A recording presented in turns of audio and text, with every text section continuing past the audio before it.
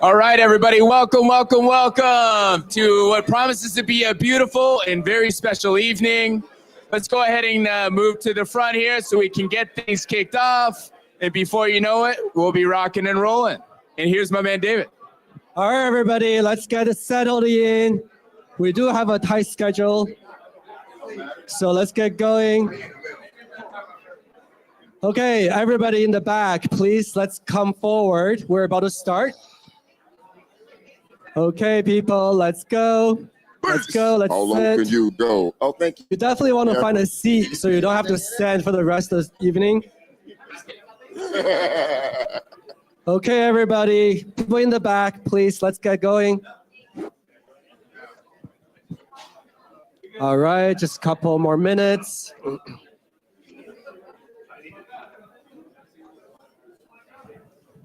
All right. Okay, I know we're going to have more guests coming in, so this is actually really good size right now. This view really warms my heart because it's all about connection. It's all about diversity. So please make sure to talk to people. They're all from different backgrounds, really exciting. And my name is David. I'm the founder for N.W.A. We curate a very intentional community for founders and principals, really trying to connect people over shared values, vetted and trusted relationships. And most importantly, it's the commitment to turning social capital into meaningful returns across venture, across legacies, and also across life. And we believe that human connection and the professional alignment can be scaled exponentially when we build it over time. And to be honest, I do believe that if I have a real connection and share the human experiences, we can be the catalyst for exponential growth for everybody. And that really is the best kind of wealth one can seek in life. It's really important for us what we do here, but it's even more important to recognize who are doing this with and who we become.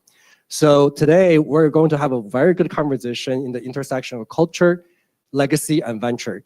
Without further ado, I would like to welcome our beloved podcast host, Nick Larson from Silicon Zombie.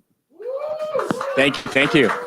So before we get any further, there's a couple fellows here tonight, David included, that just none of this would have come to pass. So Anthony Tijerino, if you can raise your hands, this fellow back here, all the way from the Bay.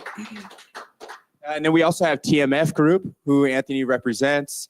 And then we've got Hawk Media. And then we also have Nacodex and Soho House. I'm talking like these are an incredible group of folks that all really kind of came together and made tonight what will promise to be a very wonderful, magical experience. So again, round of applause for our sponsors. And also, this is a little cheesy, but when we do the theme song, I'm going to say, we bring you the best brains from the Bay, and I'm going to point to you and everybody yells, and beyond. So let's try that, right? From the Bay and beyond. Hey, you guys are professionals. This is going to be great. Okay, cool. JT, when you're ready to roll. All right,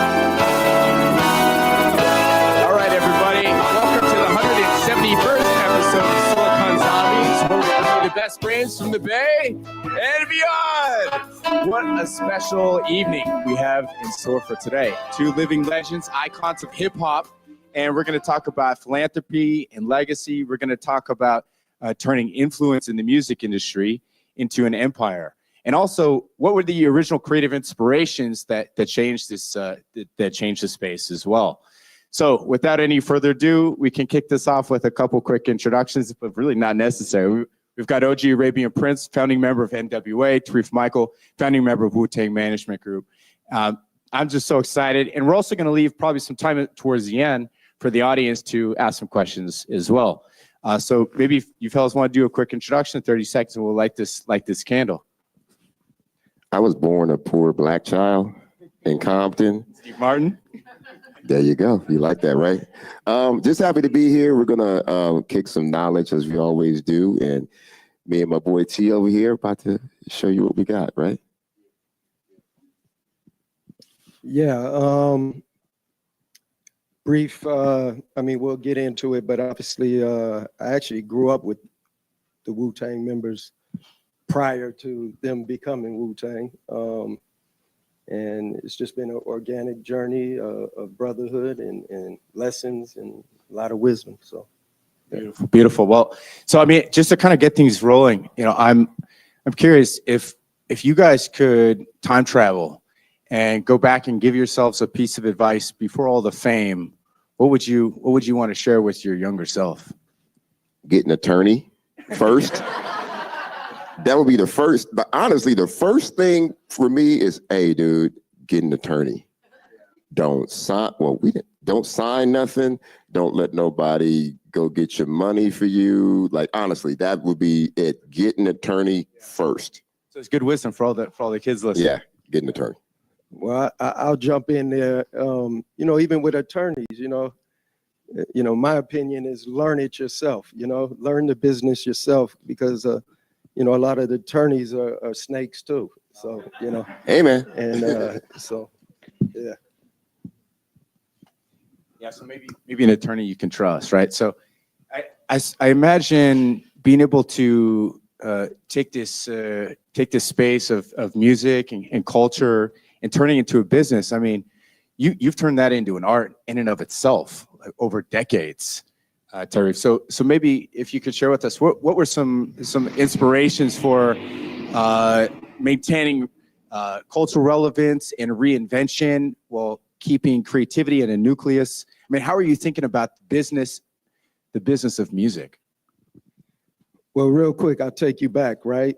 Believe it or not, it was myself and a couple members of the Wu-Tang family, right? Whether members or management now, right? We actually were out here in California, right? And heard N.W.A. Like when they were selling everything out of the trunk and everything. And we actually got inspiration from that. And we said, look, we went back home saying, yo, these cats are out here selling stuff out the trunk and, what they were doing. And we just went back and said, we can do it too. You know what I mean? Obviously, RZA was the brains behind the operation. And, we followed his lead and his insight, but we basically, he laid the plan and we it was up to us to activate it, I guess you say.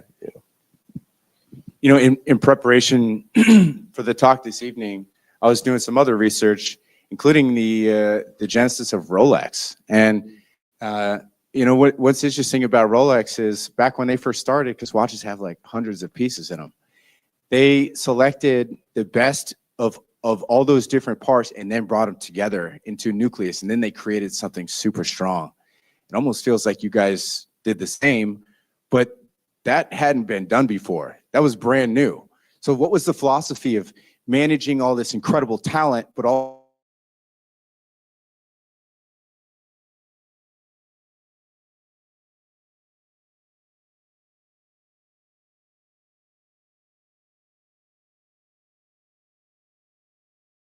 A lot of us, obviously RZA had his experience, him and Jizza had their experience in the industry first, right? And basically RZA came back with that knowledge and shared it with all of us, right? I wasn't a rapper, so I had to get in where I fit in, right? And early on, actually, it wasn't like we were wearing hats and had roles. We just were support, right? Anyway, I might be security one day, I might be whatever, right? You had guys that never DJ, but they were the DJ for a day, and that's just how it worked.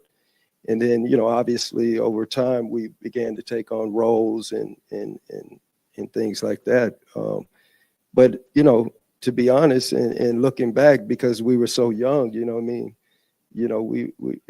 as youngsters, we were pretty smart, as far as, with our entrepreneurial spirit, and, obviously, with Wu-Tang, the music side of things, but then there was Wu-Wear, there was all these things that we were developing, and we basically would just said, hey, if we can think it, man, let's live it out. How can we live it out? So. Is there a particular entrepreneurial mindset? Because that feels like a good foundation, right? Like learning from your peers. There's that grind, that just hustle mentality. But what else was it about that early hip hop culture that do you think translates even in today's for modern entrepreneurism? Would you say? I would say, he said, and you said both, the hustle, right? And early on, a lot of people don't talk about the early days of hip hop. Cass was just trying to eat, right? He was trying to eat. He was trying to get things, you're young and you want things. You want food, you want a car, you want nice clothes, you want sneakers. And, coming up in the hood, you couldn't afford that stuff. But finding that key, we all started on the West Coast, we all started as DJs. So, me, Dre, Yella, we all started as DJs. So we started seeing that I can rock a crowd in 1983, 82, 83, 84 and make $200. That's a lot of money in the early 80s for a 16-year-old, right? So it was like, okay, I'm doing this. And then when the rap scene kind of started to bubble up, we would bring East Coast artists to LA to perform. Matter of fact, I'm wearing a Skateland USA Compton, jacket right now. We would bring these artists to Skateland. I mean, we brought LL Cool J to Skateland. We brought Queen Latifah to Skateland. We brought a lot of artists, Run DMC to Skateland, and we would see them perform, and we're like, we could do that.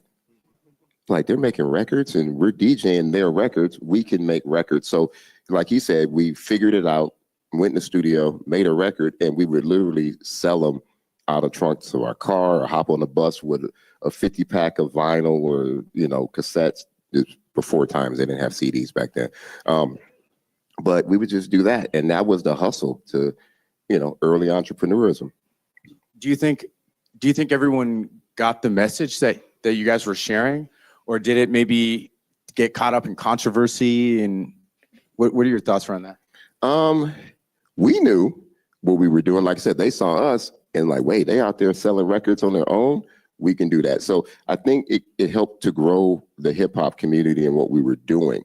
And, back to getting an attorney, I think what messes up everything, and you guys were lucky enough to have management in-house. our managers messed it up for us. We brought in corporate people or people that knew that we knew nothing about business at the time. We're young kids, we didn't know about writers and publishing and royalties and all of these things early on. And we got taken advantage of, for millions of dollars early on. So until we figured it out. Yeah, it almost feels like maybe some of that predatory behavior still exists. Oh, it ain't never changed. Yeah. It ain't changed. So maybe I look at misfortune and I see opportunity. I mean, is there a way to fix this? Is there a way to shift how content, specifically music, which is beautiful because it brings us all together, but is there a way to make sure that the artists are not getting screwed? Kill Spotify. Yeah, I said it. Come get me. No, seriously, like We're on Spotify, which is I great. honestly, you got me started now. I honestly don't know who made that deal. I didn't sign anything. Did y'all sign something? I didn't sign to say that you can stream my songs and give me 0.2 cents per stream. Where on the radio, I'm getting, was it 5 cents, 8 cents a play? Something like that. So it went from 5 to 8 cents per play to micro pennies per stream. And I don't know who did that deal. And that's what's really killed the art form of music. Because if there were starving artists before, they really starving now. So that's got to be fixed somehow, whether it's through Congress, whether it's through new companies coming up. There's a lot of companies coming up on the blockchain that are trying to fix that, but it's got to change. Yeah, I mean, there's actually a lot of legal matter, especially the older your catalog, right? There's a lot of legal issues that are going on. If we notice with De La Soul, they just got their music back recently, right? But under these old contracts, they obviously were putting the music, a lot of the labels were putting the music into, places like Spotify and so forth under these deals, right? And then a lot of people, because under the contract, streaming wasn't known yet, right? So, like I said, that goes back to what I was saying earlier. It's just understanding and being knowledgeable of the business and also not being desperate, right? A lot of people, at the end of the day, they have lawyers or they're looking at the contracts, but they're so desperate they sign it anyway, and that's a big factor, the desperation of artists and talent. If we translate that back to modern founders, because there's a lot of founders in this community, how can they stay strong and then maybe, I don't know, shop a deal? Or is it a mindset? Or how are you thinking about this as far as maximizing value and not getting taken advantage of? I'd say that, first of all, you have to understand what your value is, right? If you have value, and how to build that value, right? And, the beauty of today, right, as opposed to us, in the times we were coming up, there's so many outlets now, right? You can literally, get on your phone or whatever and be in touch with the world, right?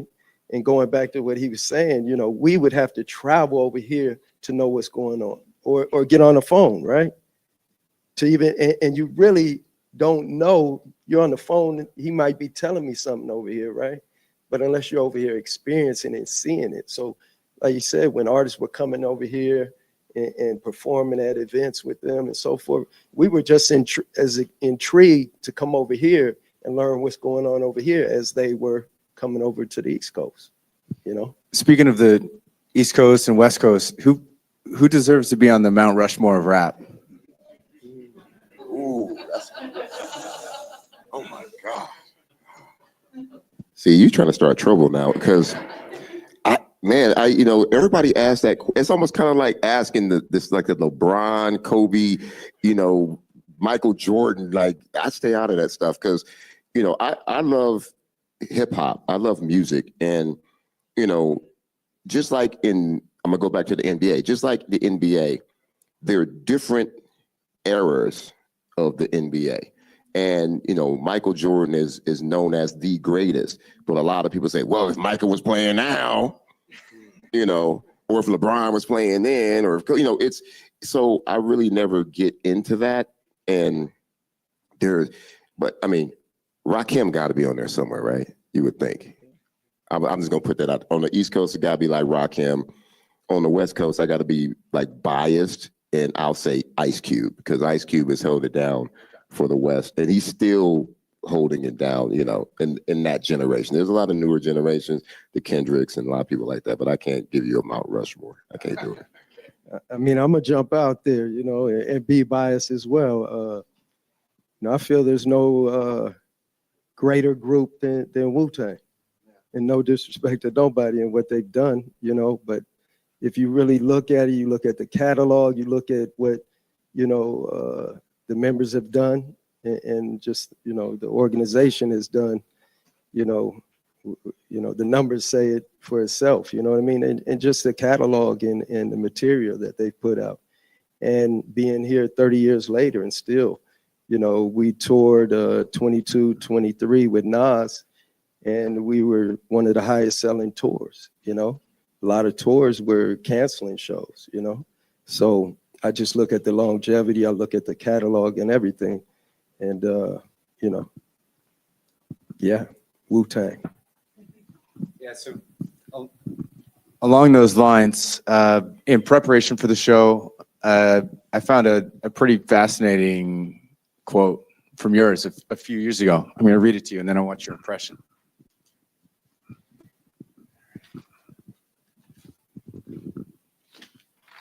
Just to add in, though, but we love N.W.A, you know? No, for real. Like I said, we were out here and heard them, man, and we were like, yeah, we were inspired, for real. Oh, and you know, before you go into that quote, you know, you said jump in, and I got a quick funny story about New York. So we go to New York for the first time ever. We had never been to New York, right? So we're going to New York, and they got us performing at not the Roxy, but what's the other club? There's another club down there that all the rappers. No, not Latin Quarters. It was in Brooklyn, the Bronx, something. I can't remember. I'm too old. But anyway, we get there, right? And we go up on stage about to perform, and they got these two like huge 7-foot bodyguards on the side of the stage. It was like, we cool. We don't need y'all. Why y'all here? Say, in case they don't like you. Because we from the West Coast and we coming to the East Coast about to rock it, and we got love. So I'm grateful of that. So It brings people together. It's beautiful. Tareef, back to your quote. There's a reflective spirit happening right now in the music industry. With everyone sitting still, it gives people the opportunity to be more creative and work on projects they weren't able to before, or maybe were sitting on the shelf. It's also a blessing for many to be able to spend time with their family and focus on their health. Yeah, what was that chapter like for you guys when the world stopped? I mean, just like, you know, what I said there, you know, obviously in the quote, but, you know, it was a time to be still for a minute, you know, and, you know, we were still at first, and then, you know, we got into, you know, on calls. So we do these Woo Wednesday calls, right? So, you know, we began to, you know, see, you know, I think it caused people to figure out how, you know, other ways to operate, right? Obviously, we can't be out and about. We can't tour. What other ways, you know, can we function, you know? But of course, you know, it allowed us as well, you know, to, I mean, there was a lot of things, you know, conversations about health, you know, of being better fathers, you know, and husbands or whatever, you know. It was a lot of reflection, you know. And just out of curiosity, like, what's the weirdest place you guys have ever heard your own music? Was it like a bathroom in Saigon or in the elevator, or what's a church? Yeah, we matter of fact, it was in Seattle. You say you're back and forth to Seattle. We did years later, I did a festival in Seattle, and for some weird reason, they had one of the parties in a church, and they were just bumping N.W.A in this church, and I'm like, I'm going to hell. I don't know. So it's kind of a cheesy one, but you guys are on a desert island and you get 3 albums. What 3 albums are you picking? That's easy for me. Prince, For You, old school Prince. Parliament Funkadelic, the probably I gotta go live, the Parliament Funkadelic live, the one with the landing on the mothership, right? And then Kraftwerk. Numbers, those 3. Tareef, same question. I'd probably say Wu-Tang Forever. Once Upon a Time in Shaolin. I can go, no, we're not going to take that one. There's only one. I could do Funkadelic too, that joint right there. And then I might jump out there with KRS, Boogie Down Productions. Yeah, that was a meaningful moment when they came on the scene. Tell us more. What was it when you first heard it? No, just obviously the battle back and forth between KRS and MC Shan and that whole thing. It was like it was a vibe, I guess you say, in New York at that time. Yeah. Speaking of albums, when you guys had released Once Upon a Time Shaolin, there was one that was kind of made history in and of itself. If you were to pick another physical item in hip hop culture and for that to be auctioned to represent hip hop, what would that item be?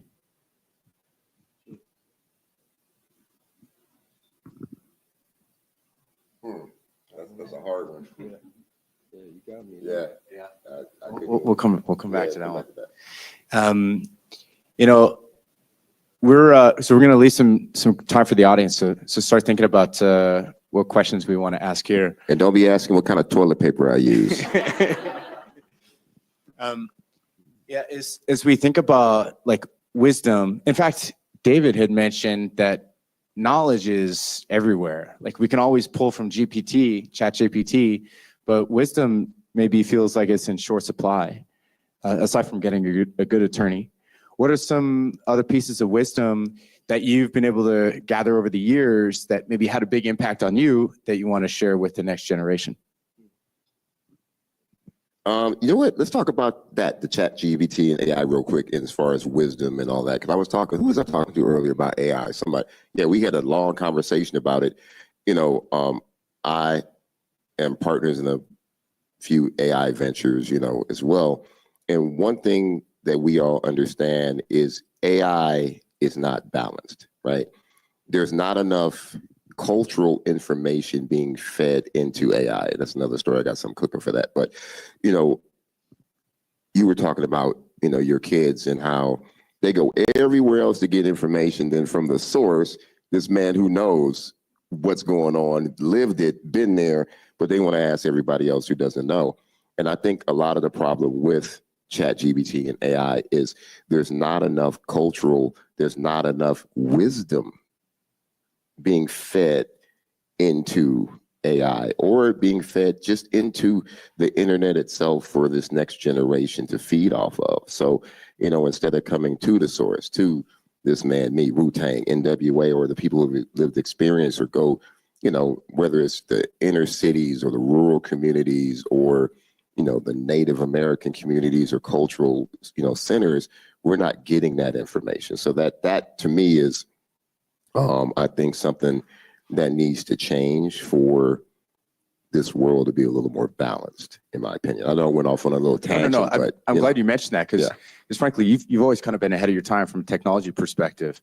And so if N.W.A were to drop a new album today, do you think it would be good to use AI to remix or release or use it in some capacity? Maybe deep fakes, if you could do a collaboration with somebody? I'm not really into the deep fake stuff, but I really believe that,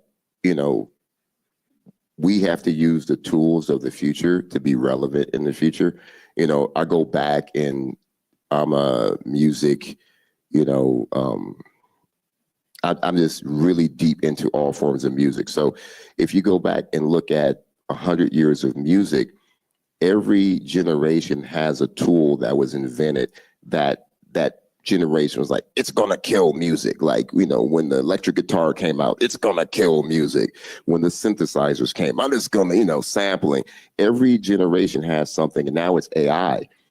And what we have to understand, and no disrespect to artists or, you know, creators and musicians or social media influencers that use AI, you know, mostly for what they do, you still have to be an artist and know what's good. You have to know what's a hit no matter what tool you use. So unless you're feeding AI something, you're not going to get anything out but a copy of something else.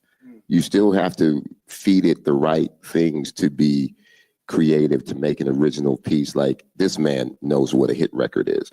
And I always tell people, just like with technology or a startup, because I have startups as well, I always tell people, never fall in love with what you're doing.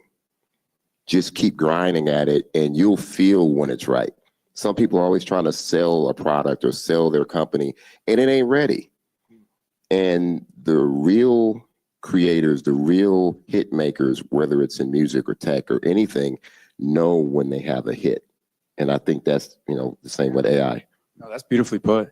Tareef, when, you know, even back in the day, like, when were your spidey senses tingling when you're like, this is a winner? I don't know if it was, you know, something I necessarily heard. I mean, we actually, I think we played Lollapalooza or something. We were in West Virginia or somewhere, right? And just looking out, seeing like 80,000 people go crazy to the music, you know, was like, okay, yeah, you know. Because, you know, sometimes when you're close to something, you don't see it the same way as everyone else sees it, right? It's like I'm with them every day. You know, I've been with them every day. I've known their talents even before, you know, Wu-Tang formed. We always knew the guys that had talent. So, you know, but I think that was the moment for me, to be honest, seeing that on that level. You know, we did a lot of performances, but I think that was one of our biggest shows early on. That must have been surreal. It was crazy. In fact, you know, it's pretty interesting because, like, if you look at, like, imagine the Wu-Tang logo, that makes you feel something. Like, people feel that. It's not just a brand. There's emotion. There's connection there. Where do you think that comes from? And what does it mean to people? I think, you know, listen, everybody, like he was talking about hits and stuff like that, you know, everybody, there's always something that comes along that's just has that power, you know, with the people. And I think it was just the originality and the rawness of the guys, you know, just being who they were, you know. And then, and like I said, when I was being biased about Wu-Tang, I mean, think about it. You're talking about 9 MCs, right? And all of them, you know what I mean? That's why I say it'll never happen again, right? I you know, I challenge people all the time. I want to see another 9-member group ever happen again on the level that they have done it, right? So, you know, I think a lot of it of how we, you know, we're able to, you know, tie in with the fan base or what have you, or with just the world, I guess you say, right? Whether it was through the logo or whatever the case, even today, right? You know, we could be somewhere and, you know, and the beauty of it now is, you know, we've been able to move through generations, right? So whether you go to a show or we could be in an elevator, right, with the members in the elevator, and it's a young kid in there wearing a Wu-Tang shirt, but he doesn't even know he's in there with Wu-Tang. But I'm saying it just how that has transitioned, you know, through generations, you know. I gotta say something about that. So I'm at a casino, maybe 3-4 weeks ago. There was she got to be like 80-year-old lady in one of them carts, you know, she had a Wu-Tang. And I walked up to her and I'm like, dude, yeah. She's like, Wu-Tang. I was like, all right. Yeah. So it's like you said, transcend. So take us back, because obviously there's been a bunch of crazy moments in early hip hop. When you're looking back, you ever think to yourself like, God, I can't believe we pulled that off, or like a specific moment? There's a lot of moments. Well, I told that joke in there, and it's not a joke. I just keep saying, I can't believe we didn't go to jail. That's literally like some of the stuff that we pulled off was like, I can't believe we didn't go to jail. Yeah, that's because there was a lot of those moments. I mean, there's one moment, right, that's been published many times, but I guess this was a moment, right? I guess ODB was on the run at the time, right? Everybody knows this story, right?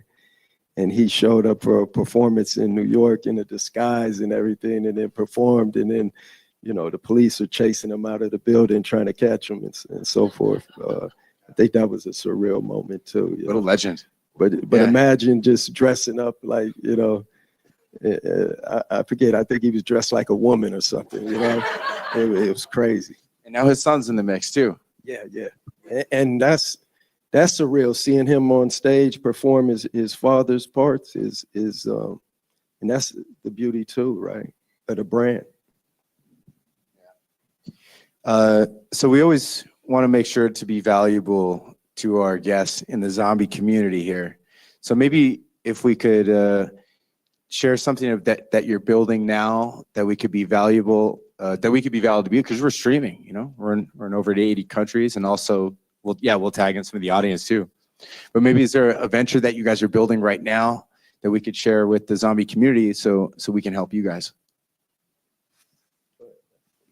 I don't know. I mean, you know, we're all working on a lot of stuff. We both do a lot of stuff for giving back to the inner cities. I build technology centers across the country. Actually, for all you Silicon people, we just partnered with my company.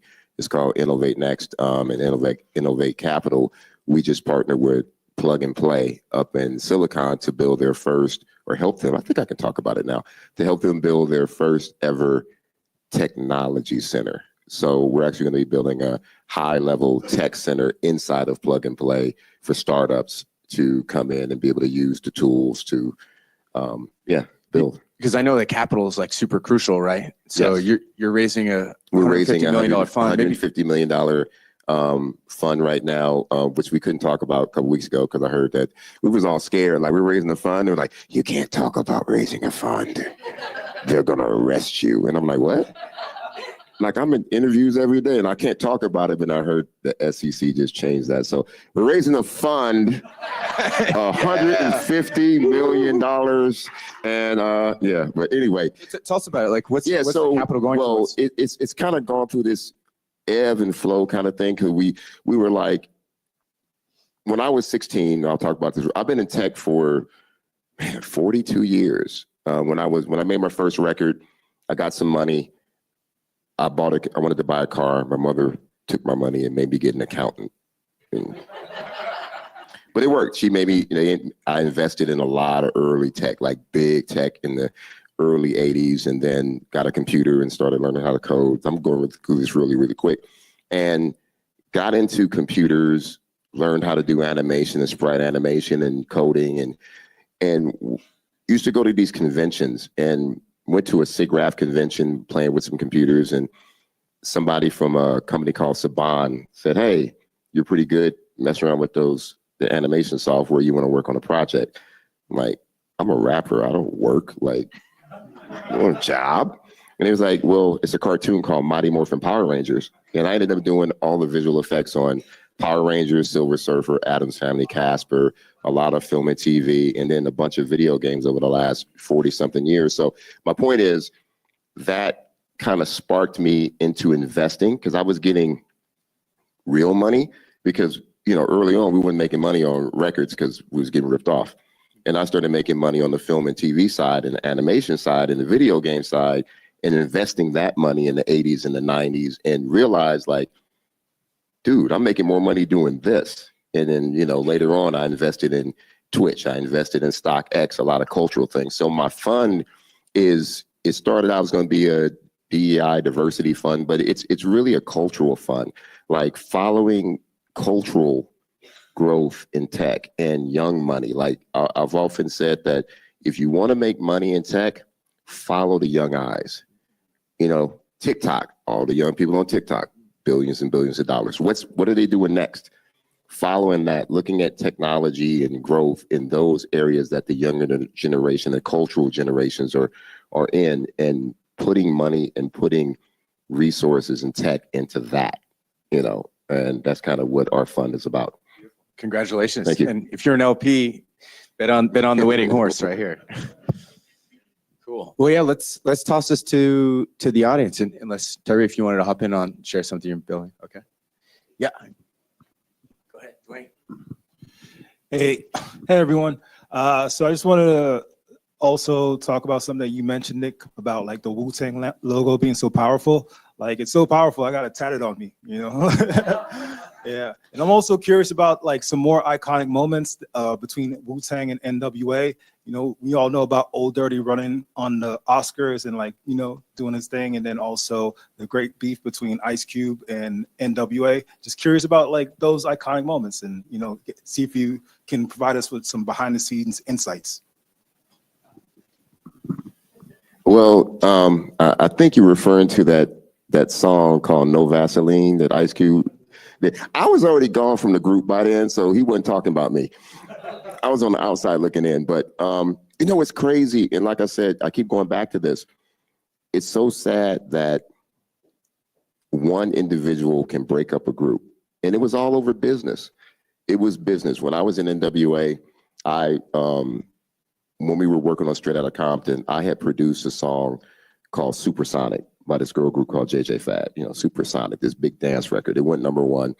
And I wasn't getting paid from the label that I put it on. So I took the record back, put it on Ruthless Records, which was our N.W.A label that we had just started. And it started to blow up again.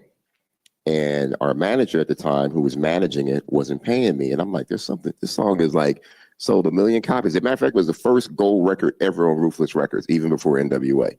The money from Supersonic was funding us making Straight Outta Compton, but I wasn't getting paid. So I had to get an attorney, figure it out. And then that's why I left the group right when we released the album. And it was crazy that because of that, one person, our manager, doing that, Ice Cube kind of saw it after because I got an attorney and I got paid, and he saw me driving around in this Porsche and some nice car. And like, where'd you get that? I'm like, you need to talk to Cherry, or you talk to our manager. And then he figured it out, and then he left, and then eventually Dre left. So it's, you know, like you said, if we had learned as a collective early on what we need to know on the business level, that group would probably still be together. You know what I mean? So it's sad that, you know, that song No Vaseline came out because Cube was telling everybody else what was going on and they didn't want to listen to him. So it created that divide. So that's what happened with that. Awesome. Thank you. Hi. Apparently you have done a lot of tech, and then you're also an investor now raising a new fund. A lot of people think that it will be really easy for you. So can you talk about the fundraising process? Is it just as people imagine, since you have the name, you have the money, is it just a breath in the park, or every time it's still hard? No, it's hard. It's hard. You can get the meetings. I'm sure a lot of people here have tried to raise money. And what I found with raising capital, like I'm in Dubai, I'm in Saudi, I know a lot of people over there, I do business. And what I find is raising capital, especially from investors, it flows with the current government and the State of the Union and like every day, you know what I mean? Like, remember, it dried up a couple years ago, right after COVID. Everything dried up. Now it's starting to open back up. And then, you know, I'm not a government person. So if you like Trump or hate Trump or Republican, Democrat, I'm an acrocrat. I don't even know what that means. That means I don't care. So I don't care about the government because I'm 59 and a half, 59 and 9/10 years old. No matter what happens in government, it ain't ever affected me on my daily life. I still do what I do, right? But what I do find out is depending on what's going on in government and other things, that definitely directly affects you raising money. You know, so you have to as a fund or as a startup, really be flexible and be able to move and do things with the state of what's going on, you know? So I always tell startups when I speak to startups, like, yeah, you know, you got to really, really be strong with your product or what you're offering. But at the same time, sometimes you got to, you know, it's like that girlfriend that you kind of like. Sometimes you got to do stuff that she want to do, right? Sometimes you just got, all right, I'm gonna go see On Golden Pond or My Piano or My Left Foot, whatever the movies are. I'm gonna go see that. Just, you know, just to get in. And once you get in, then you can just do whatever you want to do. So go to sleep, get some popcorn, whatever, you know. So yeah. Adaptability. Okay.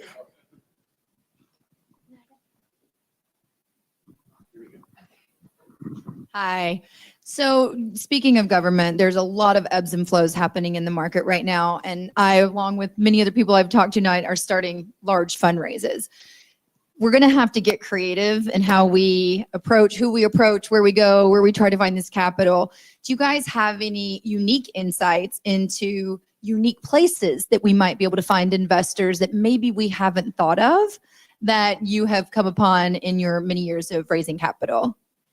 I think that, so we take this big corporate route. We're looking at bigger corporate because they have a lot more money, right, to spend. But I'm finding out that a lot of companies like, you know, the Walmarts, and there's a lot of retail, big retail has funds, you know, that they're looking to fund funds and things like that. So they all have their foundations, right?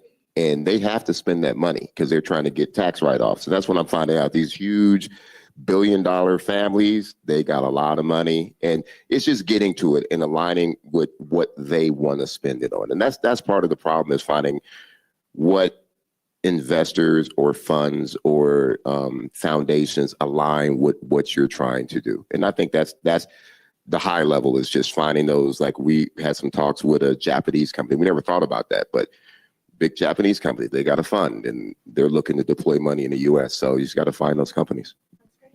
That's what I was going to say. You know, international, obviously the market and everything is open a lot to an international status now, right? So it's looking internationally as well. You know, I think, you know, that's been a blessing, you know, for me to travel the world on a constant basis, and being able to travel the world, you see what's going on, you know, in different places. And there's a lot going on just outside of just the US, you know. Sometimes we're so stuck in the US, but yeah. That's one of the things we're trying to do, is we have a bank in Europe that we're working with, and then we're getting a bank in the US as well and trying to tap into their resources. So thank you. Great advice. Thanks.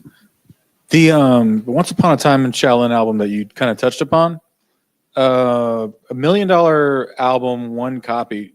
From an outsider view, that sounds like a success, even though the guy that bought it, 2 million, excuse me.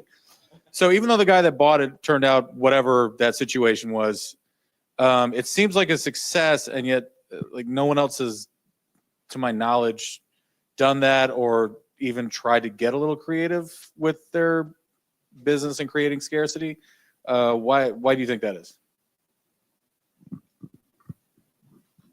I mean, I think everyone's trying to be so technical about it, and to be honest, that's one of the great things in regards to RZA and I guess the group at times, right? Is that, you know, a lot of times too, it didn't come about because of money, right? It came about because of the ideals, right? And even when you look at tech and different things, right? It's not the money that comes first, it's the ideal that comes first, right?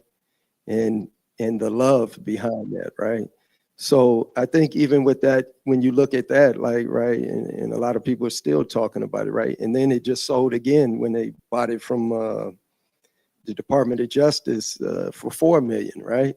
So look what it's done, right? One album, right? But I think that, you know, it didn't come from like, it was a thought, right?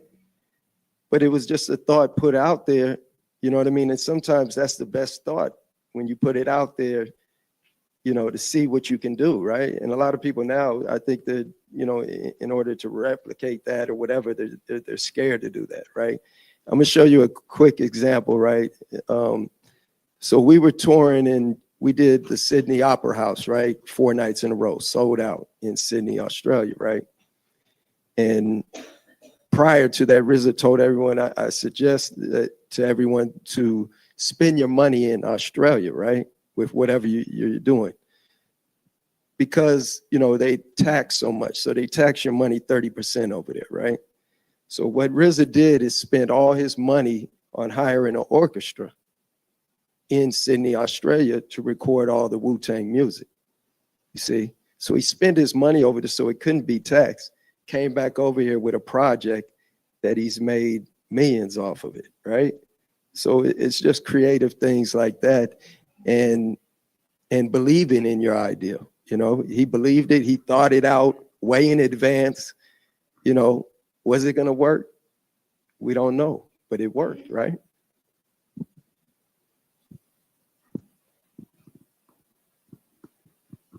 So when you guys think about the past successes of StockX and Twitch and how these are products meant to serve specific communities and communities and cultures that many people probably like other VCs just overlook.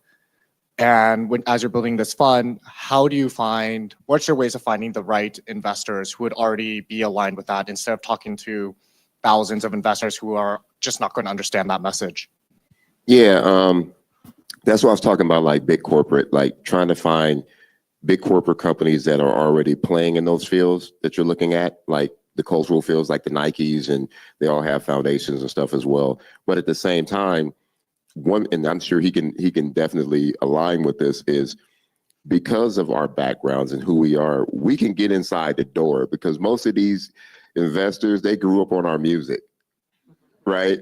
And it's so funny. I'll see, I'll go into some big corporate company to talk to some investor guy, and he's got on this suit and tie, but you look back, he got on like the Jordan 1s, I'm like, dude, you got the Jordan 1s? Yeah, I got the Jordan 1s. And I got this. So, and they're part of the culture, right? Everybody in this room has been touched by culture some way. Like I'm looking around seeing sneakers. I mean, and you go to some people's houses, they're all part of the culture. So I think that's one of the big misses of investors or funds is the fact that they overlook the trillions of dollars, that hip hop and sports and entertainment, they're overlooking that for sometimes higher tech. When you really look at, and I say this all the time, you want to make $1 billion, don't reinvent the wheel. Look at all the billion and trillion dollar companies. They pretty much all do the same thing. Instagram, TikTok, Facebook, they all do the same thing. They're dealing in media and entertainment and feeding information. And you can take them all in one hand and they all do the same thing, but they're all billion, trillion dollar companies. So I really, really believe that the cultural play has not really been touched yet. And that's where the big money is going to be going forward, I think. I will have one more question as well. So on that point, you talked about how every project starts with the love, right? That's the most organic, and the music and culture that really break all the barriers. However, what you just said here, super important. You do have to understand the business. So we have a lot of people here in entertainment as well. A lot of people still thinking business in the lens of a creative, but I think that probably is a mistake. So how do you manage the communication with the artists or who are creative, telling them, hey, you have to pay attention to the business so you can actually succeed? Well, I think too, just going back, I know we talk about the artists, right? And a lot of times the people behind the scenes don't get the credit that they deserve, right? Because that's very important, right? So when you look at, a lot of people have seen the series and the documentaries that came out. And there was a lot of people, one like being RZA's brother, Divine, right? It was a lot of people, like I said, whether it's RZA, whether it's the members or whatever, that come up with the idea of what they want to do. It was up to a lot of us to get behind it, support it, and make sure that it's manifested, right? So I think that's very important, right? Is that you have the right team behind you, right? You know, obviously, you know, like we always say, you know, you have the creators, let them live in their creative space, and we do what we do, right? And that's the whole thing, is being able to look at that creativity or whatever's, you know, they're building, and seeing how we can go out and maximize it, you know.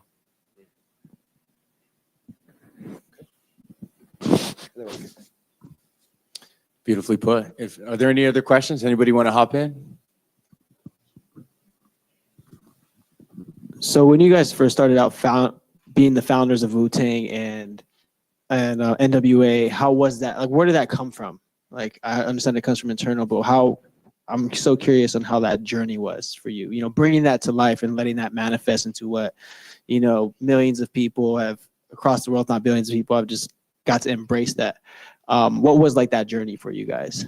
And I'm sure it's pretty similar. So for us growing up in Compton, most of our stories, right? A lot of people say we helped start gangster rap, and we never called it gangster rap because it was just what was going on in the neighborhood, right? You know, you go to the store, you get harassed by the police. You go to the swap meet, you get harassed by the police. You go to the park, there's strawberries, but look it up. You know, you see the crackheads and the strawberries, and you know, all of this stuff. It was in our neighborhood, and we just started rapping about it, right? And like he said, people think, and the one I get tired of is when people talk about Tupac. Tupac was like this. Tupac wasn't thinking about that stuff. He was just writing songs. Yeah. And later on, it becomes this thing, right? So when we were in the studio, most of the time we were trying to figure out what we were going to eat for lunch. We was writing songs. Mm-hmm. We was having fun. We play video games. We, you know, whatever. And you build this body of work that people appreciate over time, and it grows to this, you know, Godzilla thing. But it was literally just, we were reporters of what was going on in the neighborhood, and the kids in the suburbs and, you know, other places across the country got a sneak peek of Compton. It was like, wow. And it just grew. And one thing I'll say I didn't even mention, I like to thank Tipper Gore, Al Gore's wife, for taking our records and putting them in a big pile and setting them on fire on national television. Because honestly, when she did that and she created the PMRC, the, you know, explicit lyrics sticker, all that did was tell kids, I want that, right? That's what it was. The moment you put that sticker on there, that just put a signal out to every kid in America is, I am going to buy that. So yeah, it's it.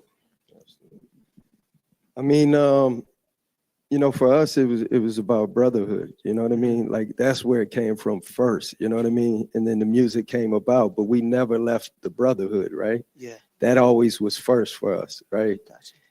If you think about it to this day, right? Obviously, brothers are gonna fight, right? In the house, you got 9 brothers in the house. They're gonna fight at times, but we've never been physical with each other.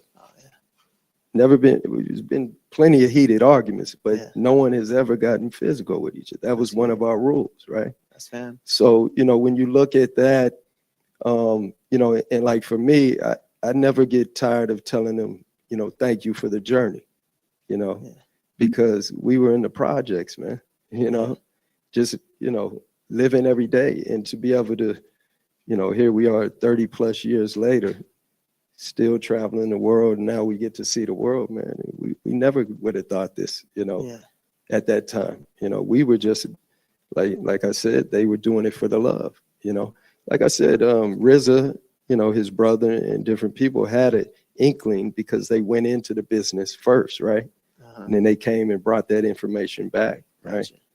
Gotcha. But like I said, it was the brotherhood, and it still is, you know. I love that. Thank you, guys. Beautiful. Awesome. Well, thank you guys so much. Let's have a round of applause for these guys. And let's have Hawk Media come up and say a quick couple few words here. Seth, please. Hey, how's it going, everybody? Thanks, guys. Thank you. It was a pleasure. As a guy that helps a lot of entrepreneurs, so at Hawk Media, we're in Santa Monica, full service digital marketing agency. So really like to hear your guys' thoughts, especially on investing, culture, music, art, everything. But yeah, we help small to medium-sized businesses scale their business from a digital perspective. Think like Meta ads, TikTok, Snapchat, which is that TikTok yesterday. Super cool opportunity. And yeah, really happy to sponsor this. And you can find us on our website, Hawk Media, Instagram, TikTok. You guys want to connect, if you have a business, LinkedIn, Seth Wexler. Thanks for having me. Oh, real quick, can I say one more thing? Who in here has a startup? Anybody here startups? Oh, a lot of you guys, right?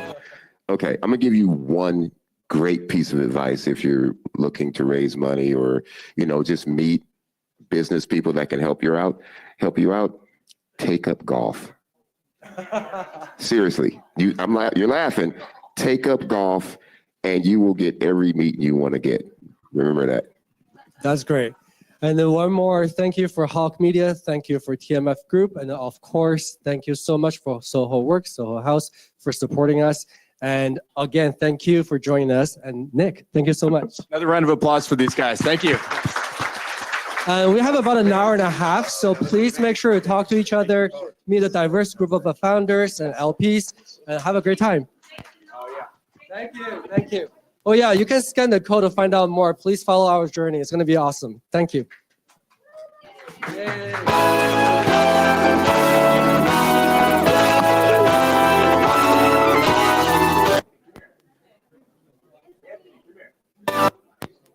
Anthony.